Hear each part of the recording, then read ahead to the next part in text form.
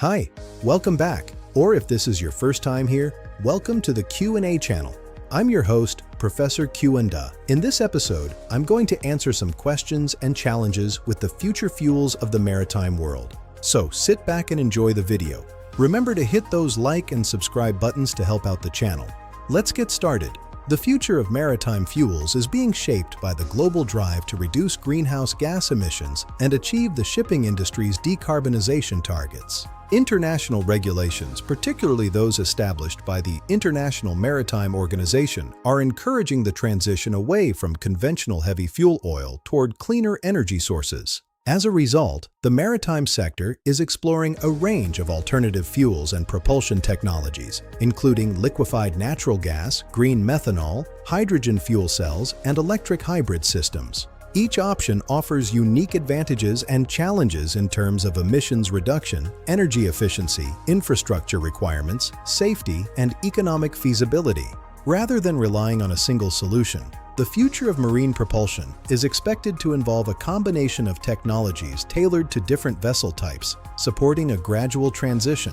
Liquefied natural gas is one of the most mature alternative marine fuels currently available and has been widely adopted for commercial shipping. Compared with conventional heavy fuel oil, LNG significantly reduces sulfur oxide and particulate matter emissions while also lowering carbon dioxide emissions by approximately 20 to 25%. LNG-powered engines are commercially proven, and a growing global network of bunkering facilities supports their use.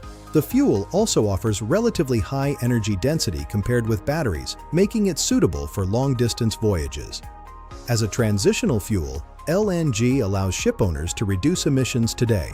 Although LNG burns more cleanly than conventional marine fuels, it remains a fossil fuel and therefore cannot fully eliminate greenhouse gas emissions. One of its greatest environmental concerns is methane slip, where unburned methane escapes into the atmosphere.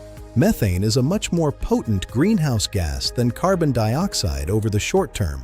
LNG also requires cryogenic storage at approximately -162 degrees Celsius, increasing the complexity, cost, and space requirements of onboard fuel systems. Building LNG-powered vessels involves higher initial capital costs. As regulations become more stringent, LNG may increasingly be viewed as a transitional rather than a long-term solution. Green methanol is considered one of the most promising alternative marine fuels because it can significantly reduce emissions when produced from renewable hydrogen and captured carbon dioxide. It is liquid at ambient temperature, making it much easier to store and transport than liquefied hydrogen while requiring fewer modifications to existing fuel infrastructure. Methanol-powered engines are already commercially available, allowing shipowners to adopt the technology today while complying with increasingly strict environmental regulations. The main challenge of green methanol is its limited availability and high production cost, as global renewable methanol production remains relatively small. Green methanol also has a lower energy density than conventional fuels, meaning ships require larger fuel tanks or more frequent refueling, which can reduce cargo capacity. Methanol is toxic if ingested or inhaled and burns with a nearly invisible flame, requiring additional safety measures for handling and firefighting. Electric hybrid propulsion combines conventional engines with batteries and electric motors to improve fuel efficiency and reduce emissions. This technology is particularly effective for ferries, tugboats, and ships operating on variable power loads because batteries can supply power during low-speed operations and port maneuvering.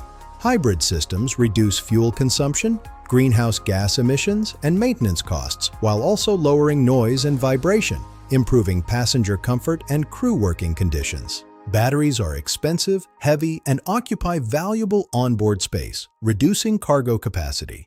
Charging infrastructure is still limited at many ports, and rapid charging may require significant upgrades to local electrical grids.